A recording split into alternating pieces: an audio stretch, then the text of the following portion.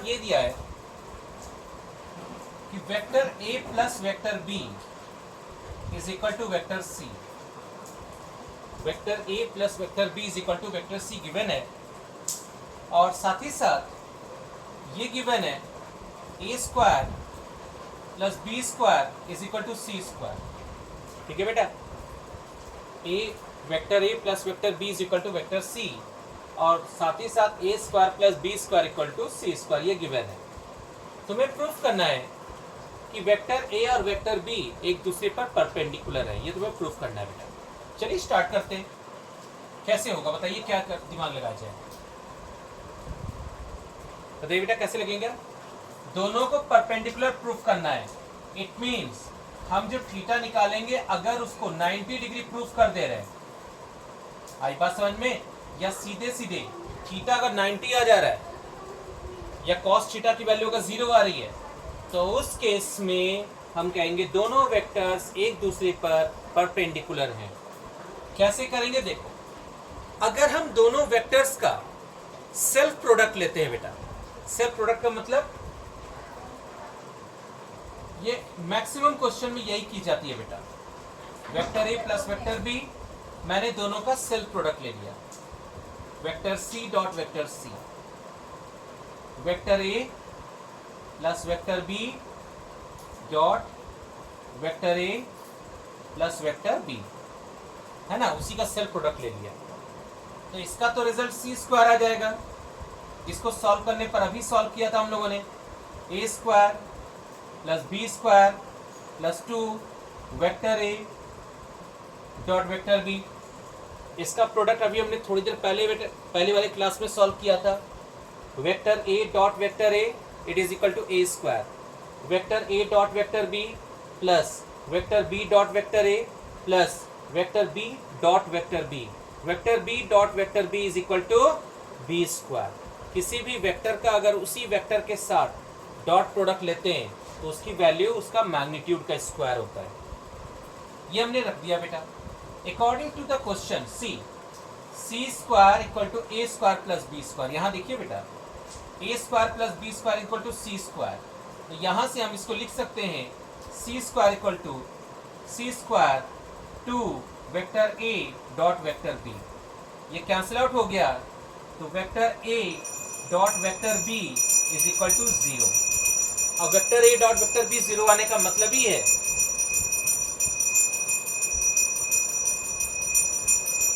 Vector A dot vector B आने का मतलब ही है बेटा कि A B cos theta is equal to 0, और simply cos theta is equal to 0, that means theta is equal to 90 degree.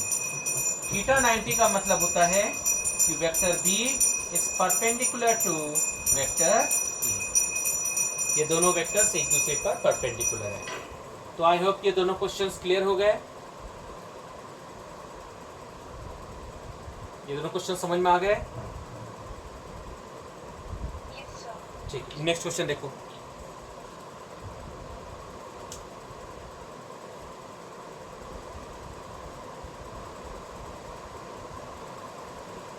Screenshot ले रहे हो कि नहीं सबका? स्क्रीनशॉट ले रहे हो बेटे सबका?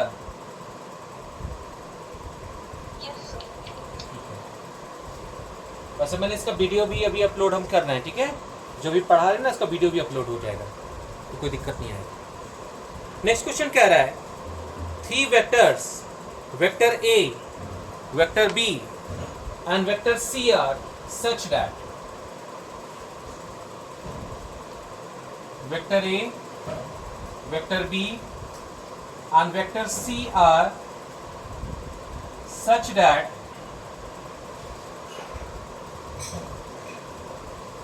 vector A equal to vector B plus vector C, vector A equal to vector B plus vector C and their magnitudes are, और उनका जो मैग्नीट्यूड दिया है vector A equal to 5, vector B is equal to 4 and vector C is equal to 3, ये given है। और आपको find out करना है, find the angle between A and C। Find angle between a and c, माने vector ए और vector C के बीच का एंगल निकालना है। बी और सी का नहीं निकालने के लिए कह रहा है, वेक्टर ए और वेक्टर सी के बीच का निकालने के लिए कह रहा है। ठीक है, आप जरा इस डायग्राम को जरा ध्यान से देखो। Vector A equal to vector B plus vector C, मतलब साफ दिख रहा है कि वेक्टर ए जो है वो बी और सी का रिजल्टेंट है ना। तो मान लेते हैं ये, सॉरी ऊपर बनाया जाता बेटर है या क्या है हाइपोटेन्यूज बेटा? ना उसको हाइपोटेन्यूज मत देखो, तुम इसको देखो बस। Vector A equal to vector B plus vector C जो दिया हुआ है, इसका क्या मतलब निकल के आ रहा है कि वेक्टर बी और वेक्टर सी का जो रिजल्टेंट है वो वेक्टर ए है कि नहीं है। अगर हम ट्रायंगल लॉ लगाते हैं तो ट्रायंगल लॉ के अकॉर्डिंग ये हो जाएगा वेक्टर बी और ये हो जाएगा वेक्टर सी, और इन दोनों का जो रिजल्टेंट है वो है वेक्टर ए। इस क्वेश्चन में जो दिया है बस उसके अकॉर्डिंग हम काम कर रहे हैं। ये अब आपको जो एंगल फाइंड आउट करने के लिए कह रहा है वो बी ए और सी के बीच का पूछ रहा है, वो आपसे ए और सी के बीच का पूछ रहा है। ए और सी मतलब ये वाला एंगल, ठीक है, ये एंगल फाइंड आउट करने के लिए कह रहा है। तो कैसे स्टार्टिंग करें, कहां से करें, थोड़ा दिमाग लगाते हैं। ध्यान दीजिएगा बेटा, आपको ए और सी के बीच का एंगल अगर चाहिए तो किसी तरीके से आपको ये चीज आनी चाहिए। ध्यान देना, आप जो बताने जा रहे हैं। अगर मान लो वेक्टर ए डॉट वेक्टर बी करते हैं तो आपके पास आएगा ए बी कॉस थीटा आएगा, यानी थीटा जो एंगल होगा वो ए और बी के बीच का होगा। दिख नहीं रहा होगा, यहां से देखो। अगर मैंने वेक्टर ए डॉट वेक्टर बी लिखा तो जो रिजल्ट आएगा यानी थीटा, यहां पे थीटा जो एंगल होगा बेटा वो वेक्टर ए और वेक्टर बी के बीच का एंगल होगा। ठीक है, अगर हम यहां लिखते हैं वेक्टर बी डॉट वेक्टर सी तो यहां पे होगा बी सी कॉस थीटा, यानी यहां पे जो एंगल बनेगा वो वेक्टर बी और वेक्टर सी के बीच का एंगल बनेगा।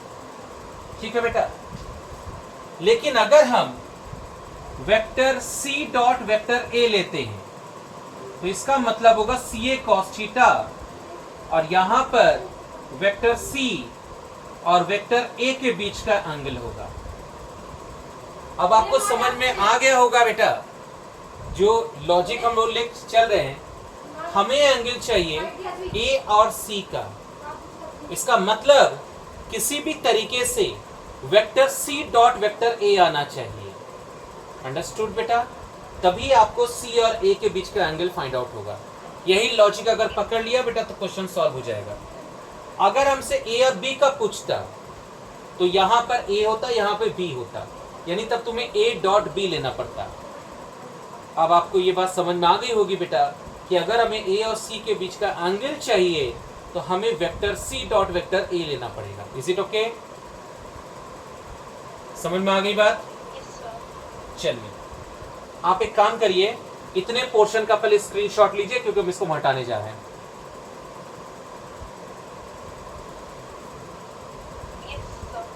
अब गौर से देखो कैसे करके सी और ए के बीच का एंगल अगर पता चल रहा है तो काम बन जाएगा। यहां दिया है vector A equal to vector B plus vector C. ऐसा कैसे हो सकता है भाई? अच्छा, जस्ट खुजलू ज्यादा ऊपर हो गया। जस्ट बेटा, एकदम मैजिकल। रुक जा।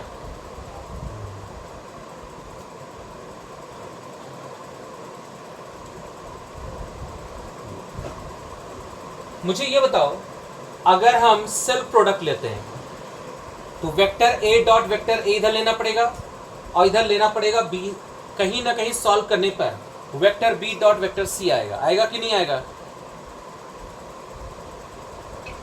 और vector B dot vector C अगर लोगे तो एंगल आपको किसका चाहिए, ए और सी का चाहिए। तो किसी तरीके से ए और सी वन साइड में होना चाहिए, समझ गए। ए और सी के बीच का एंगल लेना है, मतलब ए और सी वन साइड में होना चाहिए। तो ये वन साइड में कैसे होगा देखते जाओ। इसको शिफ्ट कर दो, vector B is equal to vector A minus vector C, कर सकते हैं ऐसा। अब आप क्या करिए, सेल्फ प्रोडक्ट ले लीजिए, vector B dot vector B equal to vector A minus vector C dot vector A minus vector C. जब आप इसको सॉल्व करेंगे तो इसका तो रिजल्ट बी स्क्वायर आ जाएगा, इसको सॉल्व करेंगे तो आएगा ए स्क्वायर। डायरेक्ट न करें, चलिए एक स्टेप और बढ़ा दें, vector A dot vector A minus vector A dot vector C minus vector C dot vector A plus vector C dot vector C. यहां रिजल्ट आएगा बी स्क्वायर इक्वल टू, यह आएगा ए स्क्वायर, यह आएगा सी square, यह आएगा minus 2 vector ए dot vector सी। तो आपके पास रिजल्ट आया b square equal to A square plus C square minus 2 vector a c. इसको थोड़ा और सॉल्व करो, a square plus C square minus 2ac cos theta. यहां से 2ac कॉस थीटा निकालो तो आपके पास आ जाएगा a square plus C square minus B square. यहां से कॉस थीटा निकालो तो आएगा a square plus C square minus B square upon 2ac।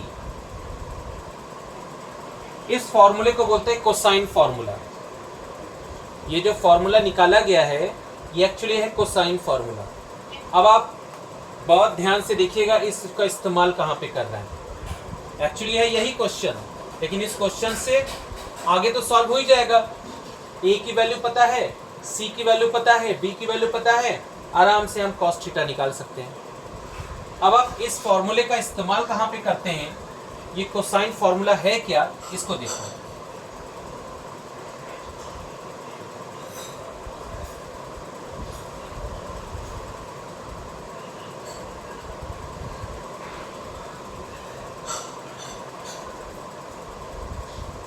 ये आपके पास एक ट्रायंगल है,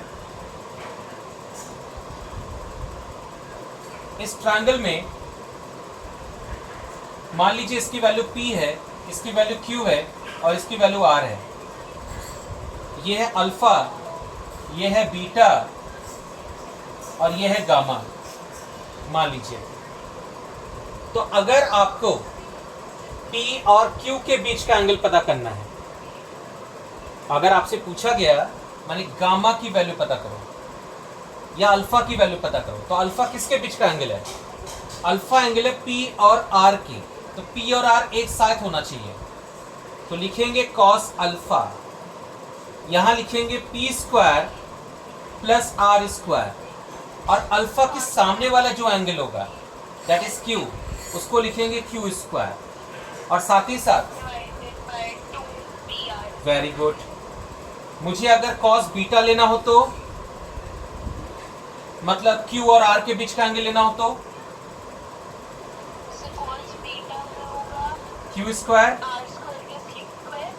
हाँ, माइनस P स्क्वायर 2QR या QR। एंड सिमिलरली मुझे अगर निकालना हो कॉस गामा, तो गामा किसके बीच का एंगल है, P और Q के बीच का एंगल है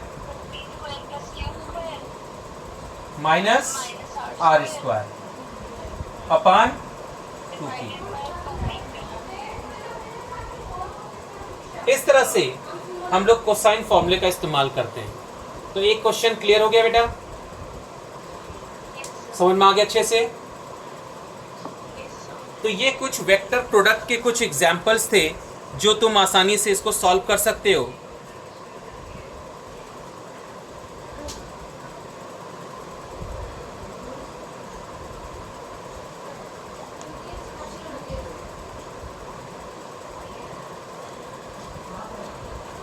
एक क्वेश्चन है,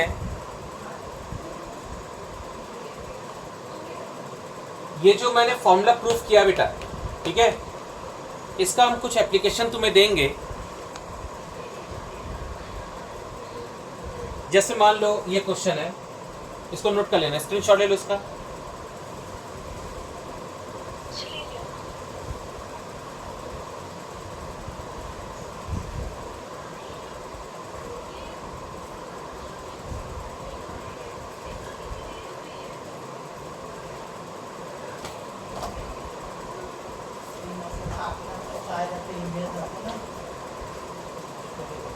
Using the properties of scalar product, can I using the properties of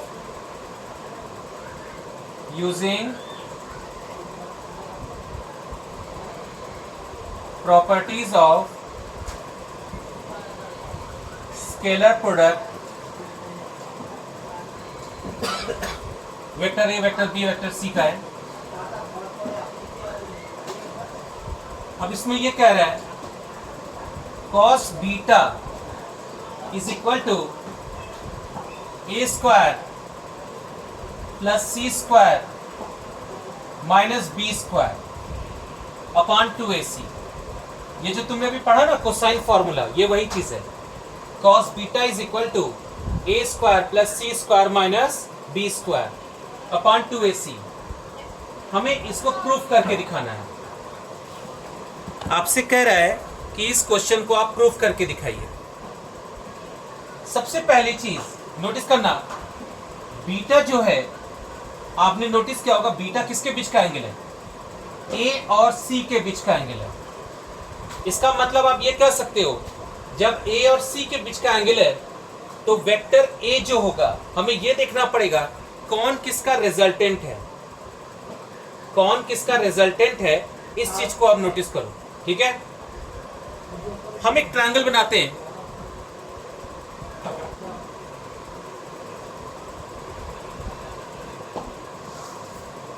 एक वेक्टर ये ले लिया और एक वेक्टर ये ले लिया,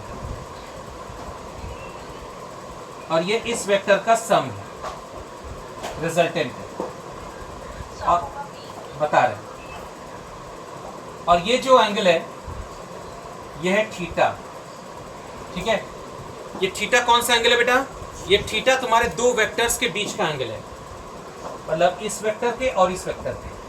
तुम्हें ये देखना पड़ेगा कि कौन किसका रिजल्टेंट है। बात समझ पाए? ये तुम्हें देखना पड़ेगा। तो ए और सी है, तो अगर हम यहां लिखते हैं वेक्टर सी और यहां लिखते हैं वेक्टर ए, तो वेक्टर सी और वेक्टर ए का जो रिजल्टेंट है वो रिजल्टेंट तुम्हारा है वेक्टर बी, ठीक। तो तुम लिख सकते हो vector B is equal to vector A plus vector C, लिख सकते हो। अब अगर ये वेक्टर ए लिखा गया है इस तरह से, तो आप दोनों तरफ इसका मल्टीप्लाई कर दीजिए, सेल्फ प्रोडक्ट कर दीजिए। वेक्टर ए plus vector C dot vector ए प्लस वेक्टर सी, इसका आ जाएगा बी स्क्वायर। हम डायरेक्ट कर रहे हैं A square plus C square, ये हो जाएगा, और साथ ही साथ प्लस 2 वेक्टर ए डॉट वेक्टर सी। मुझे लिखने की जरूरत नहीं है अब इसको। यहां से नोटिस करिएगा ए और सी के बीच का एंगल है थीटा, तो ऑब्वियस सी बात है ये जो बीटा एंगल है, ये बीटा किसके बीच का एंगल है? ये ए और सी के बीच का एंगल है, इस तरफ से। तो ये एंगल कितने का होगा ये तुम बताओ। ये एंगल हो जाएगा बीटा, इन्होंने माना इसको बीटा है, क्योंकि ये जो बी स्क्वायर है ना, तो वो रिजल्टेंट वाला ही तो होता था, याद करो। तो बी के सामने वाला बीटा है, तो अब बीटा आएगा कैसे? 180 माइनस थीटा, 180 माइनस थीटा। ध्यान से देखो, तो यहां पे इसको क्या लिख सकते हैं? B square equal to A square plus C square plus 2ac। हाँ, अब आगे बताओ बेटा, क्या एंगल लिखेंगे? दोनों के बीच का एंगल क्या लिखेंगे? ये क्या एंगल है? थीटा है। हमेशा एंगल जो होता है वो एंटी क्लॉकवाइज में लेते हैं, तो एंटी क्लॉकवाइज में थीटा है तो इसलिए कॉस थीटा होगा।